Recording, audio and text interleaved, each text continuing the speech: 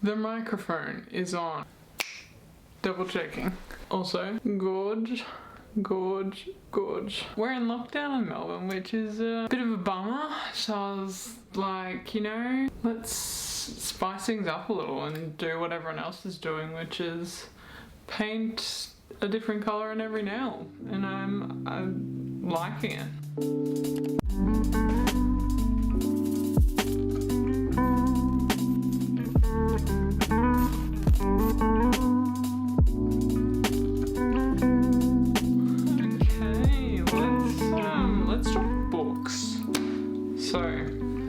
Just about everybody on the internet and TikTok and everything, along with me, have recently decided that books are amazing and definitely worth reading. Surprise. I know.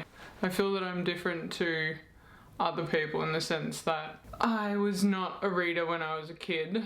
I only read what I had to read in high school and I just didn't enjoy it. But I've found myself reading a lot more in my adulthood, so I have read more books in the last few years than I have in my whole life. This year I'd say is probably the most I've ever read in a year. Actually, I've started getting into fiction books. I was always a businessy, self-help, non-fiction, autobiography kind of gal. I just liked learning things, and then people around me were all getting into fiction books. And I was like, you know what? I should give it a go because I've never really done it. See if I like it. I do enjoy learning things when I'm reading, but I think you definitely do learn things from these books. Like you learn about people's lives, if they're real or not. You learn about the lessons that they learn through experiences, and yeah, if anything, it's very useful. Just remembered I left another book in my mum's room because I've given it to her to read. Welcome back to anyone that has watched any of my prior videos. I haven't uploaded in about a year.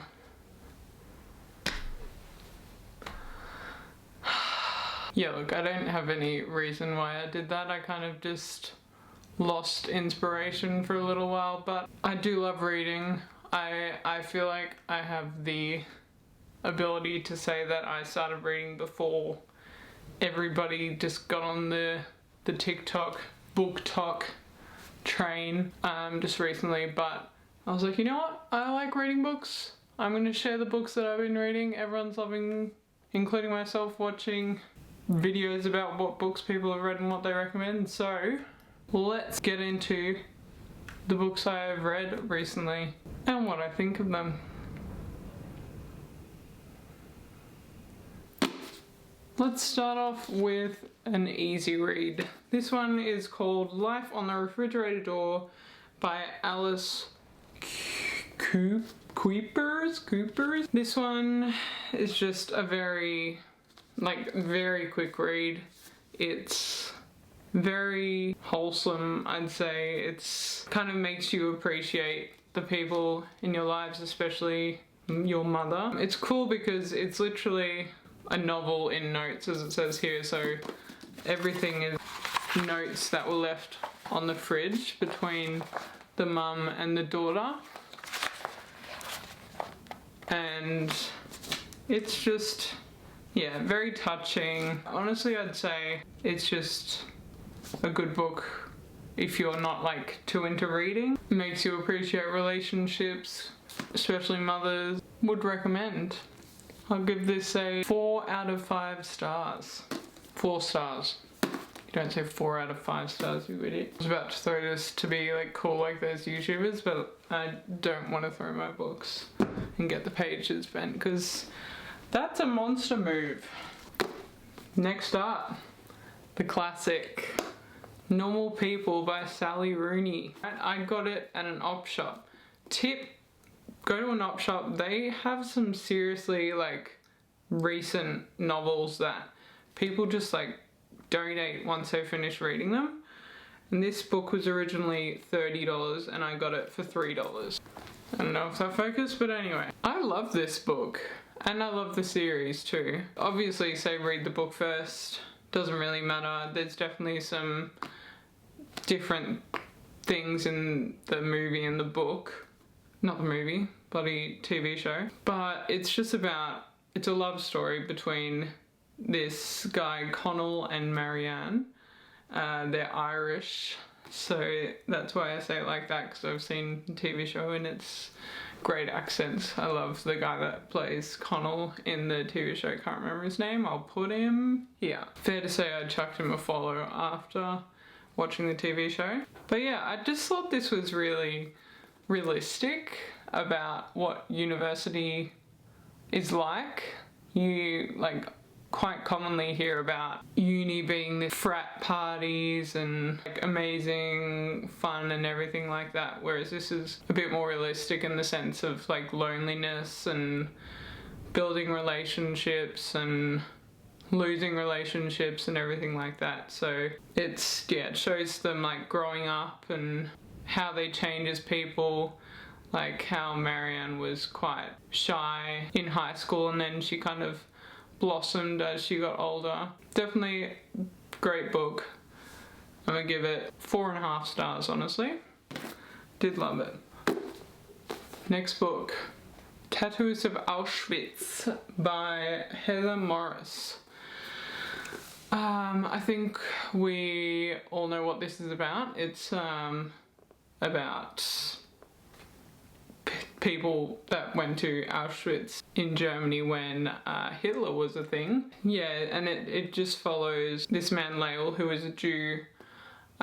He gets sent off to the camps and it's all about how he becomes the tattooist who puts the numbers on people's arms and how he survives, and it's just so crazy that this actually happened, and I think anybody should learn about it, read about it. And yeah, this is based on a true story too, which is pretty crazy. Got love story in it, it's got obviously lots of death. I definitely would recommend everybody to read this because good to know so history doesn't repeat itself. I give that one a 4-star. Next we have Boy Swallows Universe. I saw this everywhere. This one won many awards. It was the book of the year. Look at all the little medals it has on it. This one, it's an Australian author. It's based in Brisbane and it's about this family. Their parents are drug dealers, heroin dealers. They've had quite a traumatic upbringing, as you can imagine. I think they're immigrants, and it's all about them growing up with such a strange kind of upbringing and how people view them and how it's kind of they've got to choose whether they want to stay in the illegal business or whether they want to pursue some other career. And it's got a bit of a fantasy element to it. This one's quite a big book. It's got almost 500 pages. It was very slow at first. It took me a while to get into it. It's very flowery language too. It's very metaphorical, and yeah, it's not very straight to the point. It can kind of jump around, jump between characters and everything like that, but it definitely had a good ending where it all kind of came together. Didn't love it because it was quite slow and hard to get into. It was cute. A lot about family and relationships and love as well. So I'd give this one 3 stars. Next, we have A Fortunate Life by A.B. Facey. This one is a classic Australian novel. It's probably not very widely known. It's pretty old, as you can see. It's stained yellow pages. It was $8 when my dad bought it. This book, I think, was printed in 1980. Seriously? That'd be 40 years old.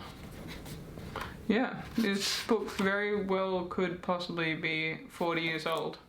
My dad recommended that I read this book years ago, and I started it and then kind of stopped for some reason. I think I was a bit too young to read it, and I saw it sitting on my shelf and I was like, you know what, I should give that a read. Basically, it's about A.B. Facey's life, obviously. He grew up in late 1800s and the early 1900s in Australia, and how everyone was getting settled. The government was paying people to make farms, and he had a pretty rough upbringing. Like, his mum and dad weren't ever really in his life, and his grandma looked after all the kids, and they kind of all got split up, and he started doing hard laborious work when he was about 11 years old.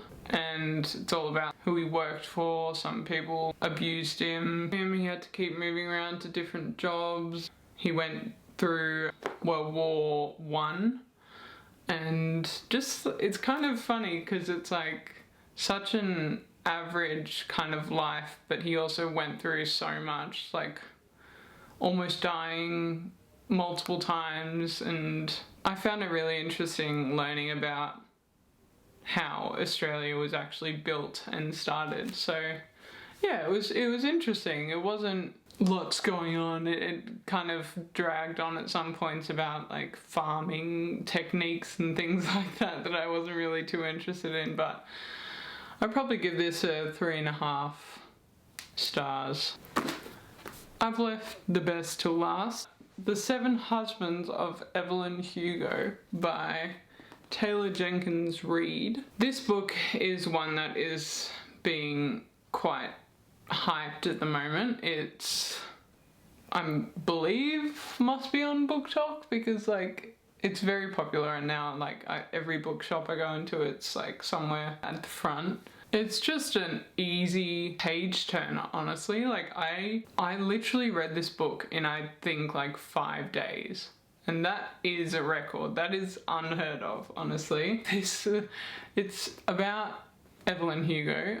She is a fictional actress in America who just wants to be like the actress of Hollywood. She just wants it really bad and will do anything to get it, basically, which I'm sure is still common today. Los Angeles in the 50s. And, like, it's about obviously the 7 husbands of Evelyn Hugo, and how some of them are for love, some of them are for career movements. And I thought it was really meaningful too. It had lots of little life messages throughout the whole thing, and I honestly truly connected to the characters. Like, I want Evelyn Hugo to be real. I want to see her movies because they just make her sound like the most like beautiful person in the world, and her acting is stunning in the book. Yeah, it's just one of those books where you just feel so connected to them and just, yeah, honestly want them to be real. And it is written like how I think, so it was just very easy to read. Almost cried, but when I was reading the sad part, I was lying by a pool and there was a kid screaming his head off for, no joke, about 20 minutes, so that was unfortunate, but definitely recommend. 5 stars, love it. Alright, that is what I've read recently. I hope you enjoyed. I hope you like the sounds of one of those books and give them a read. Let me know any book recommendations in the comments. I've got a Goodreads, so maybe I'll link that down below. I've just been loving watching people that are talking about books recently. I'll link some really good channels that I've been loving below, just like such cozy, chill vibes. I do want to post more book things in the future, so if you're interested in this, then subscribe. Yeah, I hope you're all doing well. If you're in lockdown, then I hope you're doing okay and staying happy and healthy and safe, and I'll see you guys hopefully not in a year.